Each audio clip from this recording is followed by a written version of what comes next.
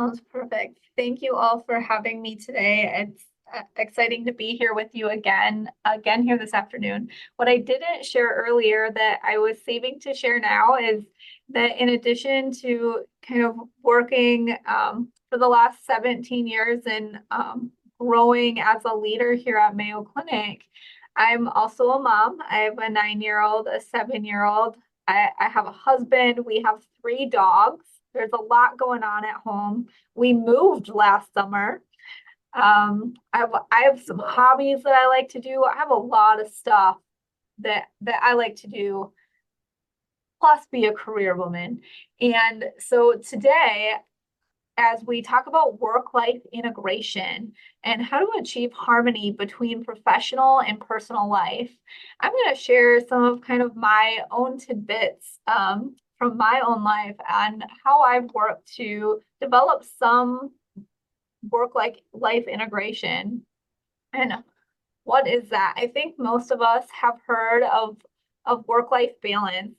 And you can see on the left side here, work-life balance has been traditionally known as kind of a divide between your work and life. They're separated, right? You've probably seen that depiction of somebody walking across a tightrope with their family on one side and their work on the other side. And work-life balance kind of insinuates with that tightrope type model that there's kind of a competition between work and life, when really work-life integration is the intersection of our life with four kind of main domains. So your working career, health and well-being, or kind of that your personal life, community and connecting, so family, friends, community engagement, and then your home life and your family at home, together creating integration. So CEO and founder of Otter Labs, Stephen Kohler, described the difference between work-life balance versus work-life integration. He stated work-life balance is focused on keeping your work life and your personal life separate but equal, whereas work-life integration is centered on the belief that there is no distinction between the two and that both must exist in harmony. So work-life integration is an approach that seeks to blend personal and professional responsibilities in a way that they complement each other, focusing on a synergistic relationship between the two. So really kind of blending. I feel like work-life integration really became even more well of a known concept during COVID and the pandemic, and when a lot of different work transitioned remotely and you're now working from home and you also have your life right there and there's not as much of a separation anymore. And so work-life integration, I love this quote here at the bottom, isn't about escaping work. It's about making work and life work together. And getting it wrong, we've all been here. I know sometimes, some days, I'm still here. Hopefully my desk doesn't ever look this bad, but sometimes there's stacks of papers on my desk at work. I feel like I have 5 fires in the office that I'm trying to work through. Or things might be fine at the office, but at home my sink looks like it's full of dishes. I have 9 loads of laundry that I need to fold that are sitting on the bed or the floor in the living room. I feel kind of broken, right? Getting it wrong. I feel like I don't have any time. I'm exhausted. I'm burnt out. I think all of us have felt that way as busy moms, wives, as a career woman, getting it right, trying to manage all of the things. So why does this even matter? Why is it important? So having good work-life integration helps reduce stress and burnout, helping us maintain mental stability and mental health. And it actually can improve job satisfaction. So if we have integration in our lives and feeling like we're balanced in all 4 of those aspects, research has shown that improves happiness and you actually feel more fulfilled at work. you're also able to get more done, believe it or not. You have better focus and increased efficiency, likely because you're not feeling so burnt out and stressed. And it's shown that you can build better relationships with family, friends, and your colleagues. So core principles, what fits into life integration and how to make that happen? How do I make that happen? So flexibility, adapting your schedule to fit both your work and personal commitments. I'll just give you an example of life happening to me where work allowed flexibility in my life. A month and a half ago, my 9-year-old broke his arm at school, broke his ulna and his radius, right? And he had to go to the emergency room to get casted. And I had a meeting I really needed to attend that afternoon, and I didn't want to miss it. And, worked with our team here. I took the meeting. I did it from the emergency room with my son. He was sitting there quietly watching a movie, waiting for the orthopedic surgeon to come in, right? But I was able to feel like I could be there for him while also meeting my obligation that I really wanted to attend at work for this important meeting. Prioritizing what really matters. On a different day, that same scenario might have been me just being with my son, right? That might have been my priority in that instance, depending on if there was something at work that I felt like I could have delegated. Boundaries, setting clear boundaries to prevent work from encroaching on personal time. I think all of us, especially as you grow in your leadership and as you take on more and more projects, whether it be at work in your career, in your community, as a mom, sometimes it's hard to balance all of the things. So setting boundaries, telling yourself, hey, today, I know Erin stated it earlier, she set a period of time where that's for her girl, so she can run and do all of the mom things in between work, where she's really focused on that. So setting boundaries to really focus in on work versus personal time, or both of those. Being mindful, being present and in the moment, whether you're at home or at work. So I think we've all been there where we're not necessarily present, right? Have you ever been there? I know I've been at the table and my husband's talking to me and I'm sitting there checking email. I'm not necessarily paying attention, and I've caught myself, right? I wasn't mindful. I wasn't there with him in that moment. I wasn't hearing what he was saying. And by, creating that awareness for myself, now I can be more mindful. He feels like I'm there with him when I'm listening to him. And communication, just maintaining open lines of communications, whether it be with your employer, your colleagues, your family, your friends, having good communication.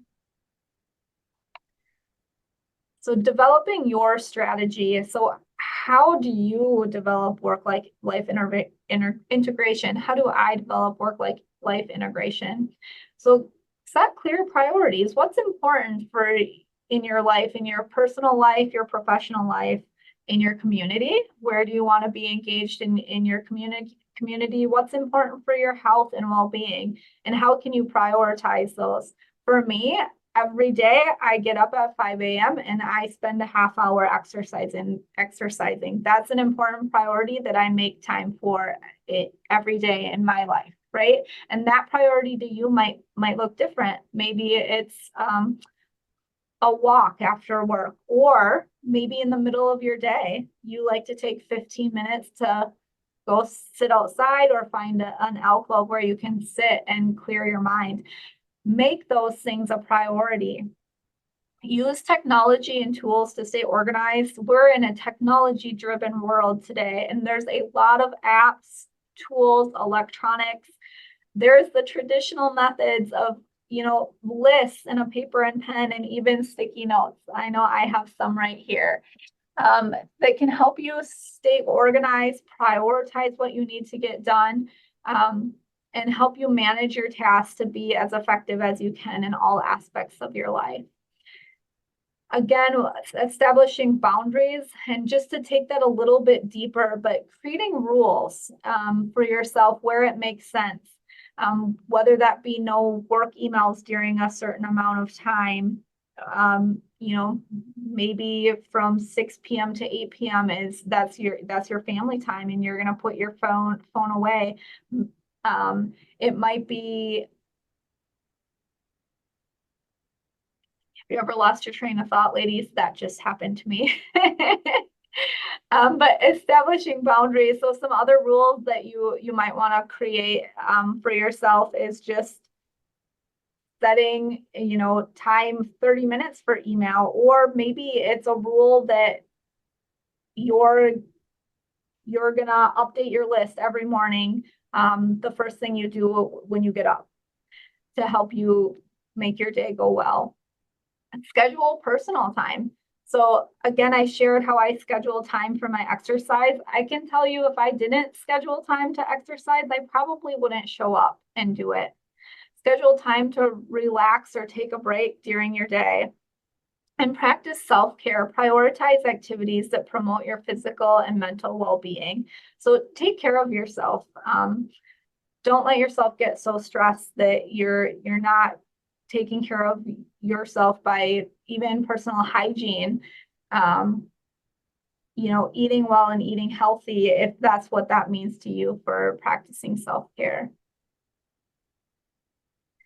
Enabling your team. So it's one thing to integrate work-life balance into your own life, but how can we help do that for our teams? And I think this gets even more challenging. I know we talked a little bit earlier today about remote work and integration. You now have employees working from home, oftentimes with their kids or dogs or others in the household, and that can create unique situations for your employees and for you as an employer.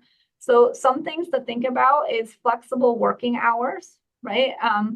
Could you allow someone to work in the morning and then attend a school activity in the afternoon, and maybe work a little bit more in the evening? So flexible working hours. Result-oriented environment. So helping your staff be in an environment that helps them work well, right? I think I do well changing my environment. So I've been in my office today all day, but sometimes it's nice to go to a conference room or go to a shared workspace and work with a team. And that helps me work really, really well. Some people are really, really productive in a home setting, right? They can be just as much, if not more, productive at home, where somebody else, that's not the environment for them. So helping your teams be in an environment that's going to help them succeed. Ensuring their well-being is supported and that they have resources if they're struggling. Encourage breaks. I know I've been somebody that I'll work all day. I won't take a break. The end of the day will get here and I haven't hardly moved, right? Encourage breaks for your staff. Encourage those mental breaks, those physical breaks, and have a supportive culture for your teams. We talked a little bit about leveraging technology and tools, and I just wanted to point out a few. You all at each of your organizations probably have some tools that you guys use, but just some that are out there. Microsoft Teams, this is one that I know very well and we use a lot of, but there's wellness apps like Headspace and BetterHelp.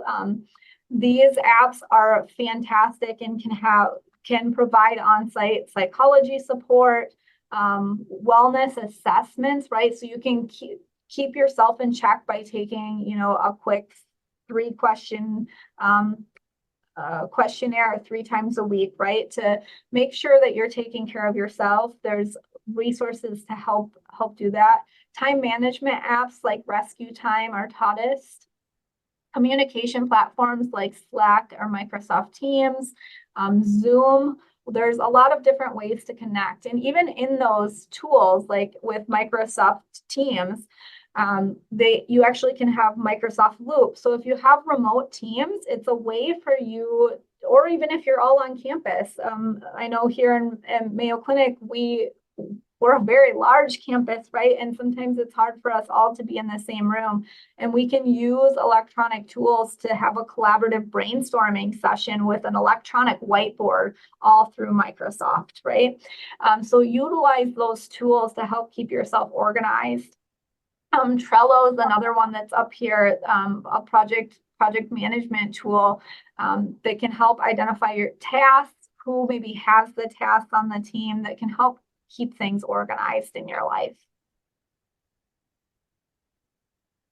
So overcoming obstacles, I think it's hard to manage all of the things in our lives. And when it comes to your teams and comes to kind of trying to implement new ways of working with your teams, there's sometimes resistance to try something different. There might be lack of resources. Some people have difficulty establishing boundaries. I'll give you a specific example. Here in our work, healthcare setting, we often work 8 to 5, and we're trying to develop ways to create flexible staffing models for our physicians and for our allied health staff. And so how do we do that? How do we break down those barriers or the boundaries that we've created, develop resources and develop new models to create more flexibility for our teams?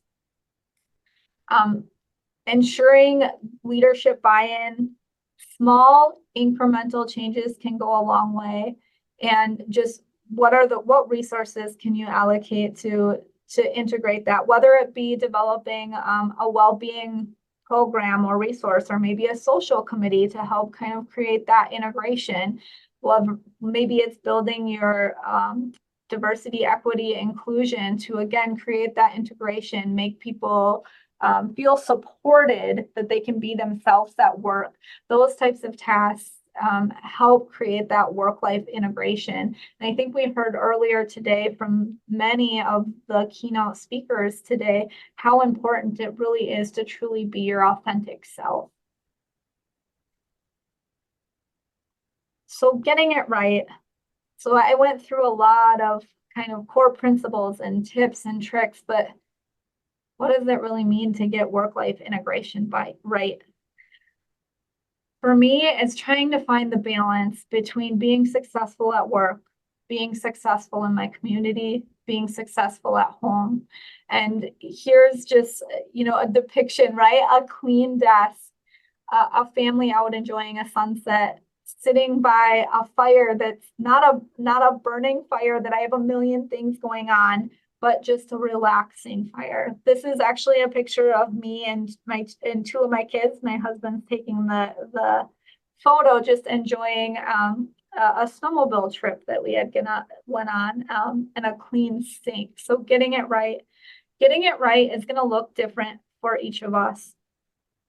For me, I live 45 minutes away from where I work, and I really try to integrate and create flexibility in my life every single day. So on my way to work, that's the time where I like to listen to a podcast or maybe an electronic book, right? I use that time for me.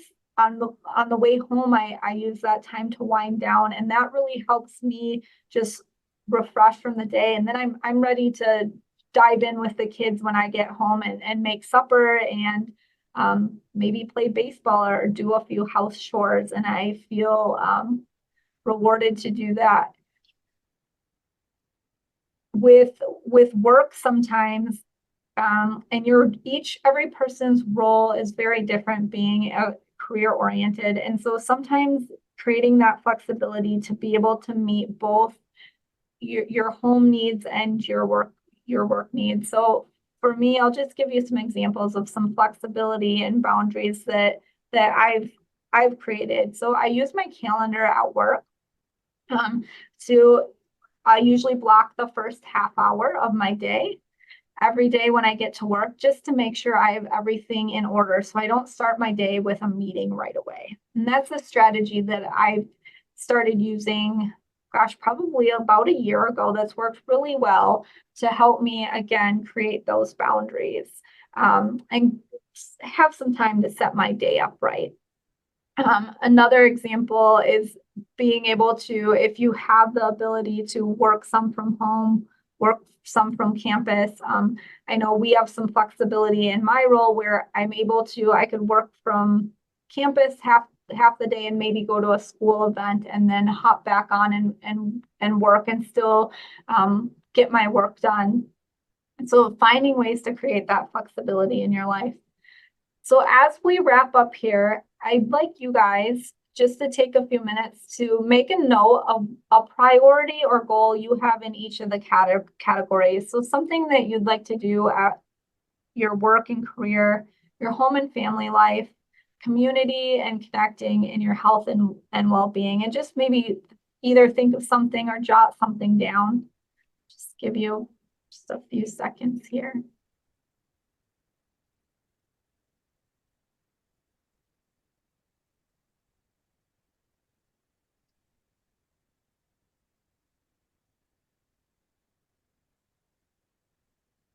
And then as you look at those or think of those that you've just kind of reflected on, what maybe is out of sync right now in your life? What doesn't feel like it's integrated, or what would you like to maybe make more space for? And as you think about that, what is one thing you can start doing today to better develop your work-life integration? Where what's one thing, whether it be a half hour on your calendar to make sure you set your day right, or maybe it's shutting your phone off at 5 o'clock for an hour and a half to be with your family. Those are just some examples. But what is one thing that you can start doing today?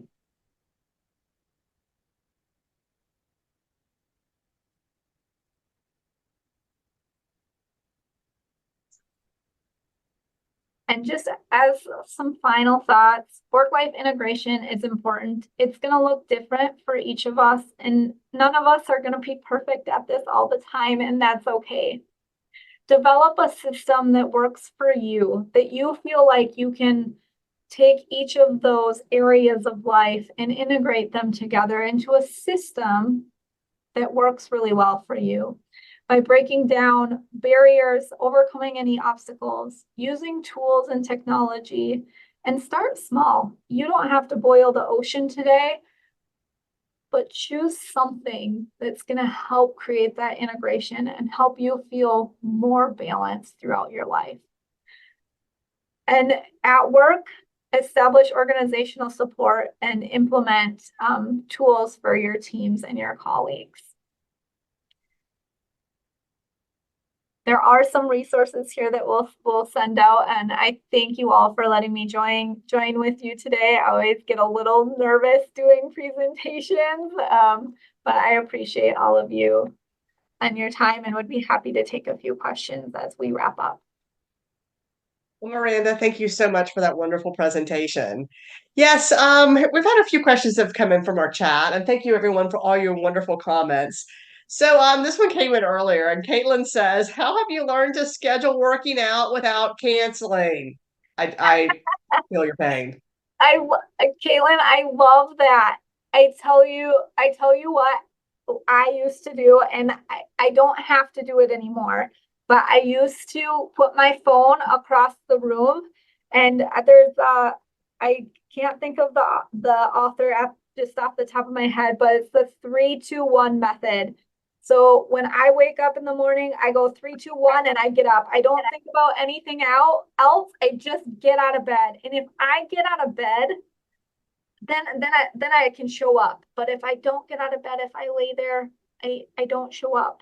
I have found I've been on I fall off my routine sometimes, Caitlin, but I've been on a consistent routine for at least 120 days now, where I've been kind of on that morning routine. I think what's really hard for me is sometimes I need to be to work at 6:30, and so then I have to move my exercise time up, which makes it hard. But once you find your routine, it gets easier and easier. If exercise is important, then that might look different for you. It might be a evening walk before you go to bed.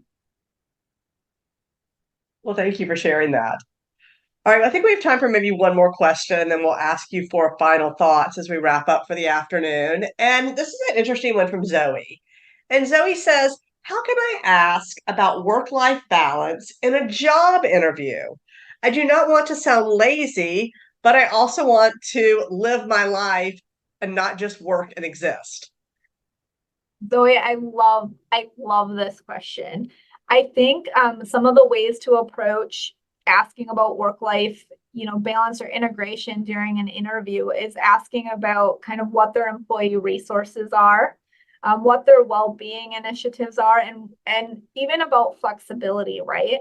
I think flexibility, what's the flexibility in the role and the hours, your PTO, and then other resources they have. Do they have some organizations have a social committee, right, which helps build that belonging not only at work, but it helps create new friends and new networks, right? And so I think asking about those types of things can help you get a feel for the organization, right? If you ask about flexibility and they go,